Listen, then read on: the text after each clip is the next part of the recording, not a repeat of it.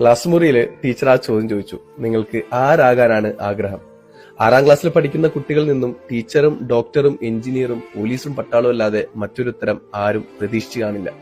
പക്ഷേ രാത്രി വീട്ടിൽ നിന്ന് ഹോംവർക്ക് ചെയ്യാത്തതിന് ഏറ്റവും പിന്നിലെ ചുമരിനോട് ചേർന്ന് കൈ രണ്ടും പൊക്കി നിന്ന ദാസ് നൽകിയ ഉത്തരം അല്പം വിചിത്രമായിരുന്നു.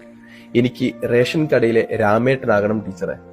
കുട്ടികളെല്ലാരും പൊട്ടിച്ചിരിച്ചു. ടീച്ചർക്കും ചിരി അടക്കം കഴിഞ്ഞില്ല. ചിരി അവസാനം അടക്കി പിടിച്ച് ടീച്ചർ ചോദിച്ചു, അല്ല അതെന്താ ദാസ നിനക്ക് ഇങ്ങനൊരാഗ്രഹം? ദാസൻ ഒന്ന് പുഞ്ചിരിച്ചുകൊണ്ട് പറഞ്ഞു, ടീച്ചറെ, റേഷൻ കടയിലെ അരിവിഹിതം പാതിയാണ് കിട്ടാറെന്ന് എന്റെ അമ്മ പറഞ്ഞു. പൈസ ഇല്ലാത്തോണ്ട് ബാക്കി പാതി രാമേട്ടൻ കൊണ്ടുപോകത്രേ. മണ്ണെണ്ണയ്ക്ക് വില കൂടുതലായതിനാൽ അത് വാങ്ങാറില്ല. സ്കൂൾ വിട്ട് ഹോട്ടലിലെ പണി കഴിഞ്ഞ് വീട്ടിലെത്തിയ മൊത്തം ഇരുട്ടായിരിക്കും ടീച്ചറെ. വീടും ഇരുട്ടിലായിരിക്കും. ഇരുട്ടത്ത് ബുക്കൊന്നും കാണൂല എന്റെ ടീച്ചറെ. അതുകൊണ്ടാണ് ഞാൻ ഹോംവർക്ക് ചെയ്യാതെ വരുന്നത്.